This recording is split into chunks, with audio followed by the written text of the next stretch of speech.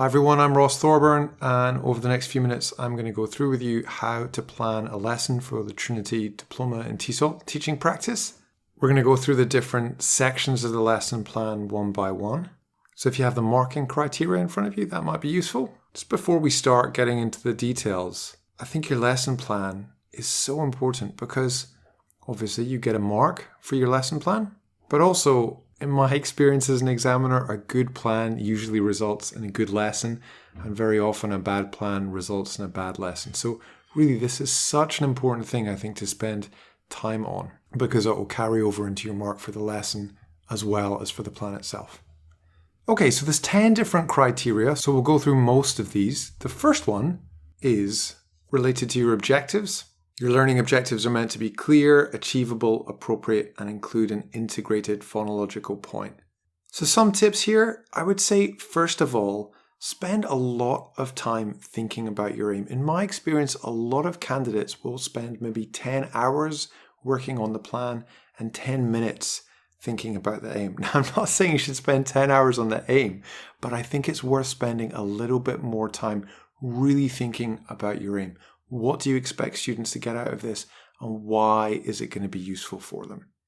And while you're planning the aim, also think about what activity or what task in your class does this aim match up with. I think that might be something of an iterative process. You have an idea for your aim, and then you want to think about the task that you're going to design that's going to help your students meet that aim. But that task also might cause you to update the aim itself. So think of the aim as being related to whatever tasks you have in your lesson. In terms of just writing your aim, I think it's useful to just say the aim simply. In some plans, there is so much grammatical terminology that it's actually difficult at a glance as an examiner to see what's going on. So I always think it's useful in there to just have an example of what you expect the students to be saying or doing better by the end of the lesson in that objective itself. You also need to make your context clear here when you're writing your aim. So think about who is speaking to who or writing to who or whatever it is. So for example, ordering dinner in a restaurant, that's a context. Food is not a context. Food's a topic. Or asking for suggestions about where to go on holiday, that's a context. Travel is a topic. So make sure you make that context clear.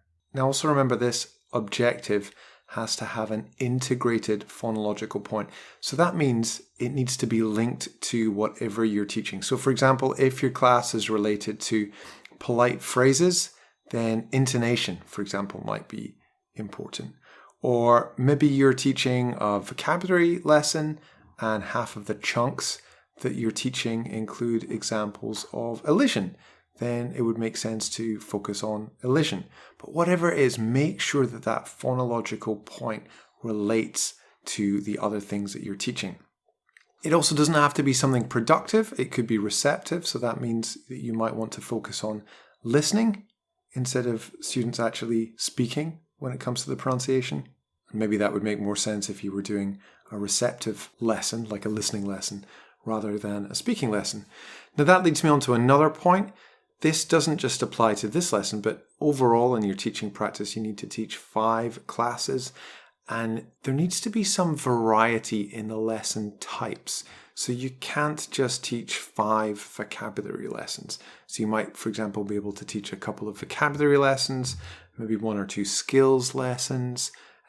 Within those skills lessons, maybe one is focused on reading, another one might be focused on speaking. But you basically need a minimum of 3 different lesson types in there. Okay, the second criteria is related to the tasks and activities, and those need to match the lesson objectives and learner profiles.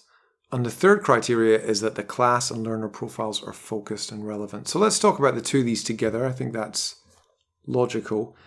I find a common mistake a lot of candidates make on the course is to spend hours and hours making these learner profiles, talking about student strengths and weaknesses, interests, hobbies, learning backgrounds, and then go on to really just teach whatever they were going to teach anyway, regardless of the learner profiles.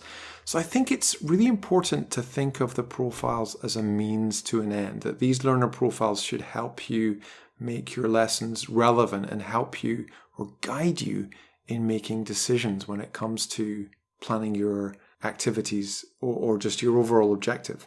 And I think this is something that most teachers do naturally. We all try to teach lessons, I think, just normally that are relevant to our students because we want our students to be interested in the content of our classes. But here you need to include some evidence that the plan matches the learner. So for example, if you're doing a lesson about extreme sports, well, are there any of your learners that are interested in this? And if so, have you stated that in the learner profiles?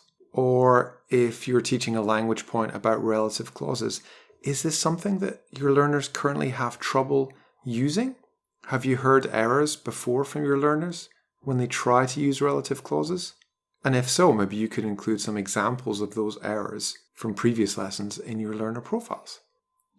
This also relates to the context of the lesson. So let's say that you've got a lesson that's about presenting a business plan. Well, again, show in the learner profiles why this is relevant to the students. And your learner profiles might also cause you to think about things like seating arrangements, depending on which learners work better or worse with other learners. Differentiation, you might differentiate the materials, or you might think about how you're going to group learners based on their levels of ability, or even possibly interests if you have a class of students and some of them, for example, are business people, but some of them are not. Well, maybe you might want to include different tasks in there so that that class becomes somewhat personalized for all the different students in there. So I think this is something that most teachers think about naturally, but often forget to kind of spell that out in the plan. So just make it really clear in the plan why you've made the choices about your lesson that you have.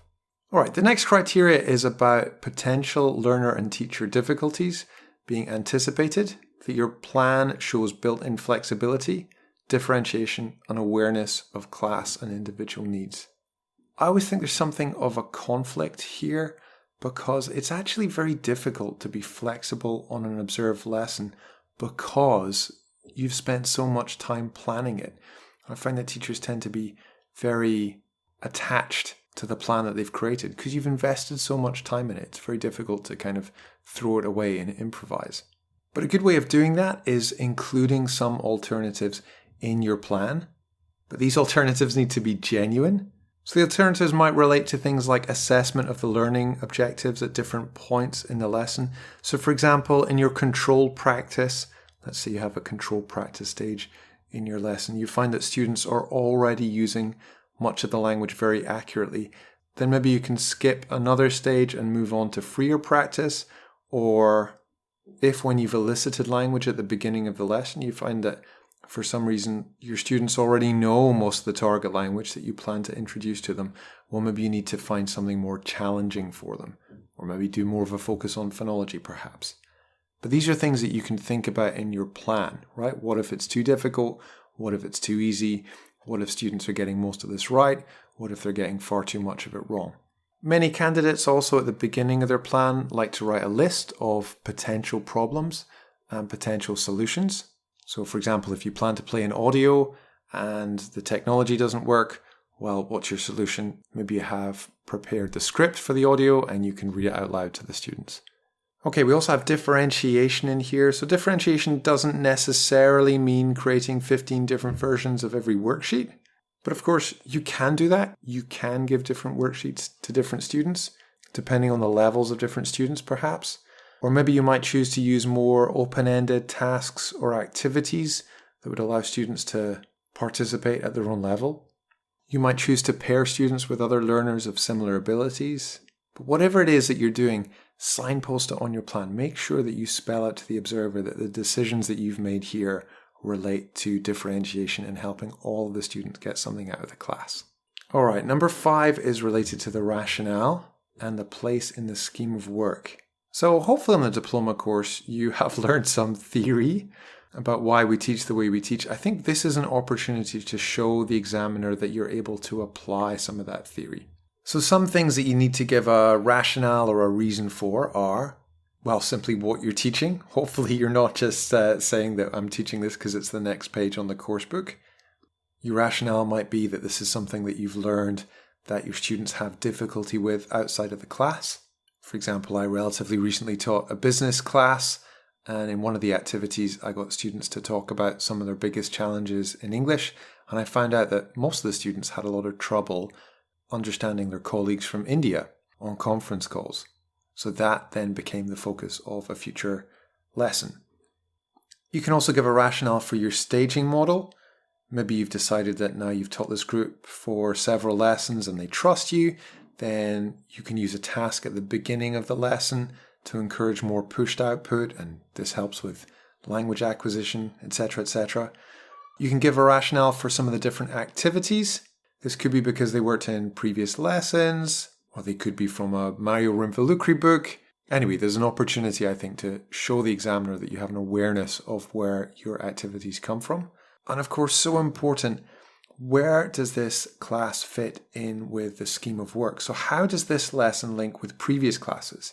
What language from previous lessons is going to be recycled in this class? Remember that language that doesn't get recycled usually tends to get forgotten. So it's also important to think about what language in future lessons you might try to expose your learners to today that you might focus on in future classes. Remember, the person examining you or observing you might not have seen those previous lessons or future lessons, and they won't know about that. So again, you need to spell it out for them. Make it clear just how much you've thought about what to include in this class. All right, the next criteria is appropriate staging, timings, interaction patterns, which form a coherent and varied whole. So I feel this one is rather holistic, but you could really see this as looking at the lesson plan as a whole.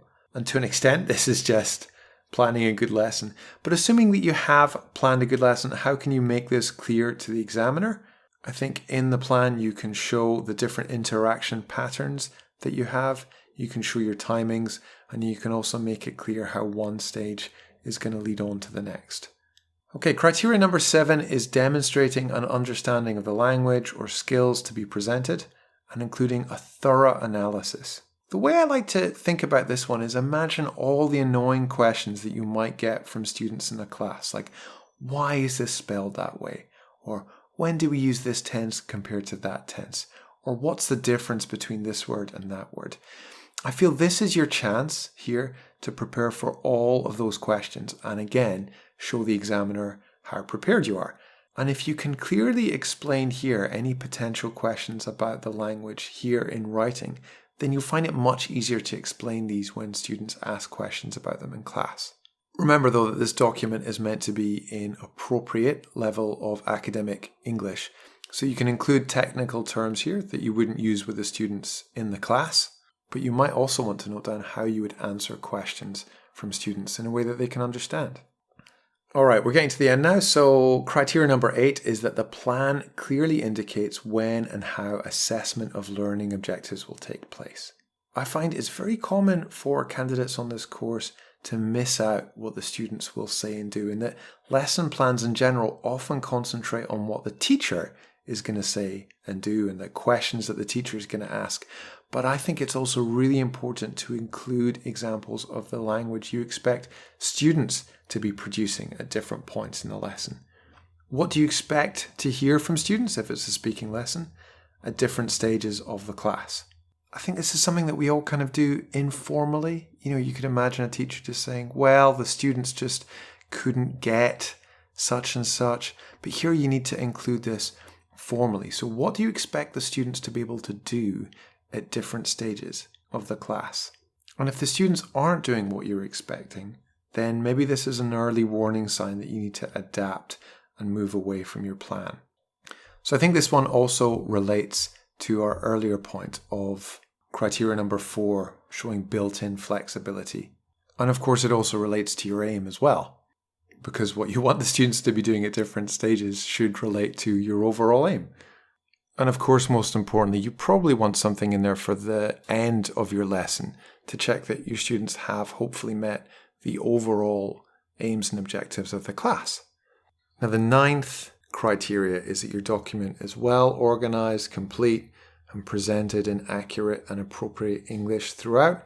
So remember that this is a lesson plan, but it's also a document on a master's level course that you're being assessed on. So it needs to include terminology that you've learned in the course. Now that doesn't mean that you want to write lots of jargon, but it does mean that you need to demonstrate that you now sort of belong to the club of professionals who use the language of language teaching to communicate. Make sure that you've included headings to help the examiner find their way through this. Make sure you've had it all spell checked. And also include citations and try to reference things where appropriate. So for example, if you're using the CAPE lesson model, then you might want to reference Jason Anderson and say why you've chosen this model. And again, this really just shows the examiner that you're able to apply what you've learned on the course in a principled way, and you're not just doing things because these are the ways that you normally do things. One final tip for all this, you might end up with a plan that's very long. It might be more than 10 or 15 pages, and sometimes over 10,000 words, including the learner profiles. So it's also useful just to have a one-page overview, as much for yourself as for the examiner, to show what you're going to do at different points in a lesson. You don't want to be flipping through a 15-page document in class to remind yourself of what to do next. And that one-page overview I find can often also help to orientate the examiner as well to what's actually going to go on in the class. Almost like if you think of an abstract at the beginning of an academic paper, your one-page overview might do the same thing for your lesson plan. Now there is, of course, a 10th criteria, which is the discussion before the lesson, where your examiner might ask you questions about your plan, or you might just be asked for more details about some points. So best of luck with your lesson planning, and I hope you found some useful tips here.